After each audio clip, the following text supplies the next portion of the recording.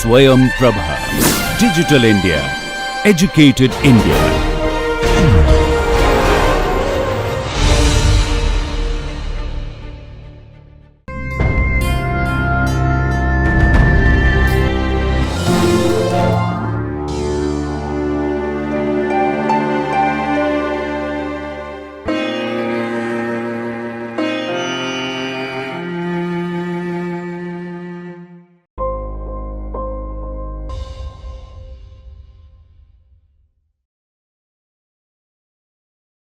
Welcome to the lecture on implementation of multiple linear regression in R. To summarize, from the previous lecture, we looked at steps in building a simple linear regression model, where we looked at how to regress an independent variable with a dependent variable. As a part of this, we also looked at how to assess the model that we have built, and under that we looked at how to interpret the model summary and identify the significant variables, how to do residual analysis, how to check if the model needs refinement, and we built a refined model. In this lecture, we are going to extend all of this to multiple independent variable. So it's called multiple linear regression, and in this we are going to build a linear model with one dependent and multiple independent variables. We are also going to look at the model summary and identify the insignificant variables and discard them and rebuild the model. We will also look at how to identify the subset of variables to build the model. This is called model selection. So let's start by loading the data. So the data set NYC is given to you in a CSV format, and to load the data set we are going to use the function read.csv. So the inputs for the function read.csv, it's similar to what we saw in the previous lecture for read.dlim. So read.csv reads the file in a table format and creates a data frame from it. So the syntax is read.csv, and the inputs to the function are file and row names. So file is the name of the file from which you want to read the data, and row names is the vector giving the actual row names, could also be a single number. So let's see how to load the data now. So assuming nyc.csv is in your current working directory, the command is read.csv followed by the name of the file in double quotes. Now once this command is executed, it will create an object nyc, which is a data frame. Now let's see how to view the data. Now view of nyc will display the data frame in a tabular format. There is a small snippet below which shows you how the output looks. So I have price, food, decor, service and east as the 5 variables. So say suppose if your data is really huge and you don't want to view the entire data, then we can use head or tail function. So head will give you the first 6 rows from a data frame, and tail will give you the last 6 rows from the data frame. So now let's look at the description of the data set. We've already loaded it and we've viewed it, but we do not know yet what the description is. So the data is about menu pricing in restaurants of New York City. So y, which is my dependent variable, is the price of the dinner. There are 4 other independent variables. So I have food, which is one of the independent variables. It is the customer rating of the food. Then I have decor, which is the customer rating of decor. Then I have service, which is the customer rating of the service, and east. So east is whether the restaurant is located on the east or west side of the city. So now our objective is to build a linear model with y, which is price, and with all the other 4 independent variables. Before we go on building a model, let's see if our data exhibits some interdependency between the variables. So for me to do that, I'm going to use a pairwise scatter plot. So I'm going to use same function plot which we earlier used. Now since I have multiple variables, I'm going to give the data frame as my input, and I'm just giving a heading as pairwise scatter plot. On my right, this is the output you will get. So we can see that all the variables are mentioned across the diagonals. So when one moves from left to right, the variables on my left will be in the y-axis, and the variables above or below will be on the x-axis. So let's take the first row for instance. So I have price on the left. So price is in the y and I have food below. So food becomes the x axis. Now this is the plot for price versus food. Similarly, I have price versus decor and price versus service and price versus east. I am going to the next row, which is food on the y axis. So if you take food versus decor, the data is randomly scattered, so it does not show any correlation patterns. But whereas if you see for food versus service, you see strong patterns being exhibited here. So let's see what the correlation is as such for all of these. So correlation is the function, and Professor Shankar has told you how it is computed. So COR is the function in R. I need to give the data set with all the variables. Now round tells you to how many decimal points you want round off the number to.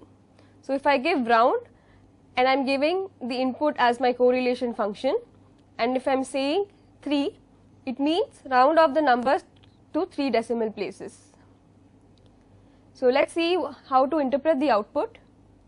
So the correlation for price versus price will always be 1. So let's look at food and decor. So the correlation between food and decor is 0.5, which is pretty low. But whereas if you look at food and service, it's almost equal to 0.8, which is quite high. So we can see that food and service are correlated, but one of them can be dropped while building a final model. So as we go along, let's see which of the two we have to drop. So now let's go on to model building. So like I earlier said, my dependent variable is only one here, and in which is denoted by y. I have several independent variables which are denoted by xi, and I could range from 1 to p, where p is the total number of independent variables. Now let's see how to write this equation with multiple independent variables. Again I have y hat, which is the predicted value. Now I have beta naught hat, which is the intercept. Then I have beta 1 hat x1 plus beta 2 hat x2, so on and so forth, up to beta p hat xp. So beta naught hat is the intercept, and beta 1 hat, beta 2 hat, etc. are the slopes. So epsilon is the error.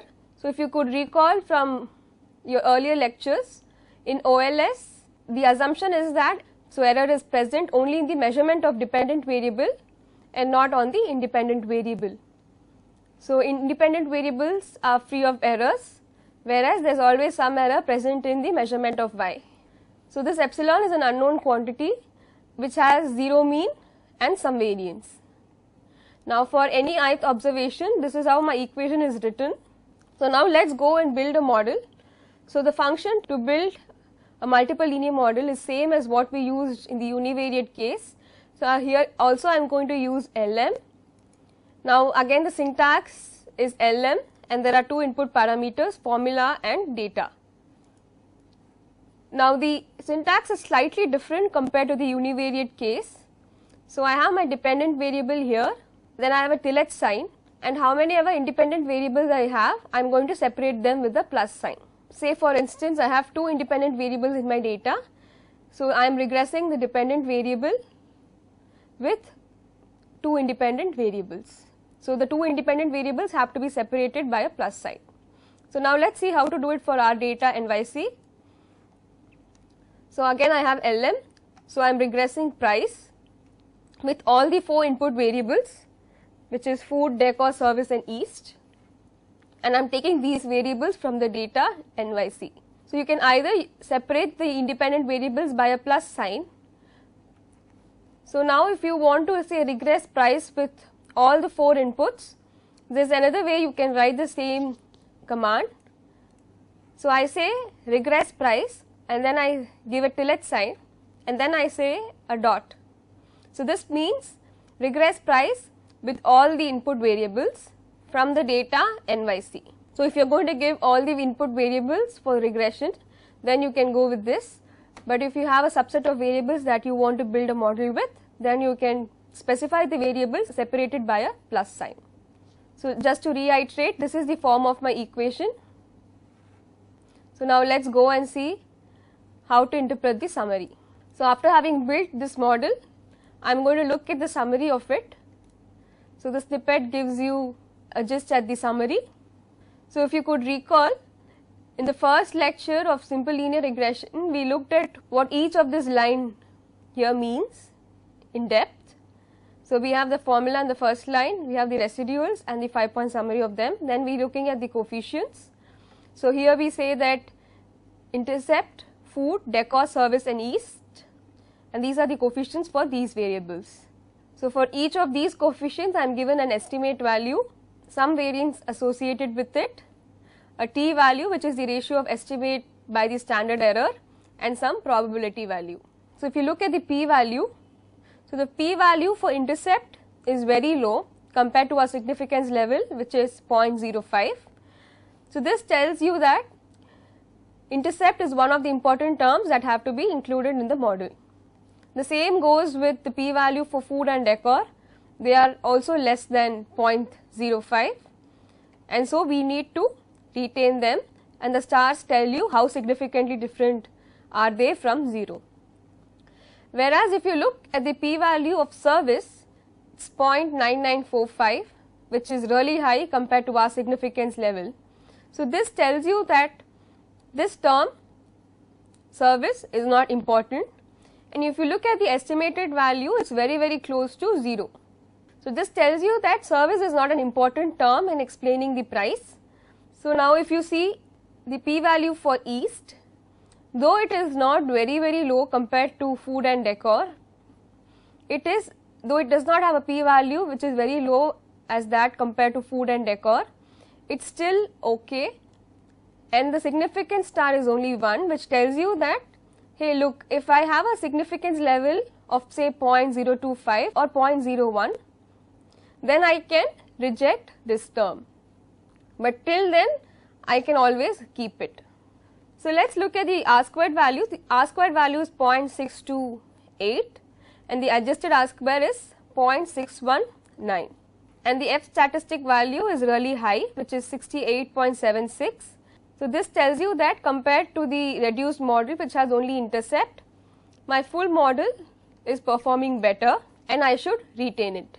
So now that we know service is not significant, let's build a new model dropping service. So I have dropped service and I have built a new model,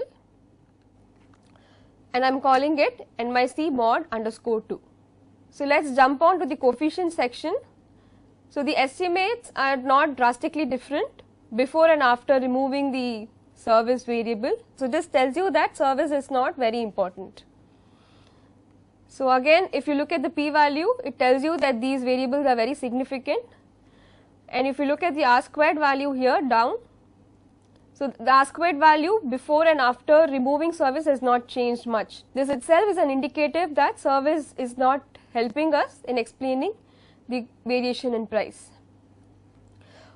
The adjusted R square has changed a bit, and that is only because we have removed one variable and the degrees of freedom change.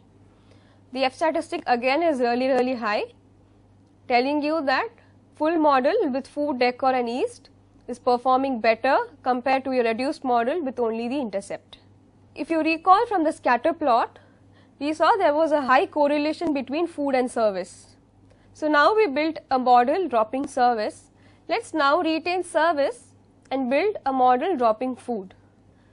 So I have dropped food from here.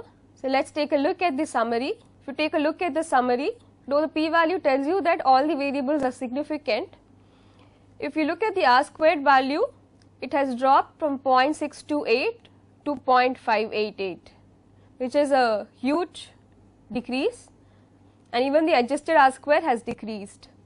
So this tells you that service is less important and food is explaining the price in a much better sense than service. So the R squared value and the scatter plots tell us to go ahead with the linear model, but we still need to verify the assumptions we make on the errors using residual analysis. So this task we are going to leave it to you as an exercise. You can do it and verify these assumptions.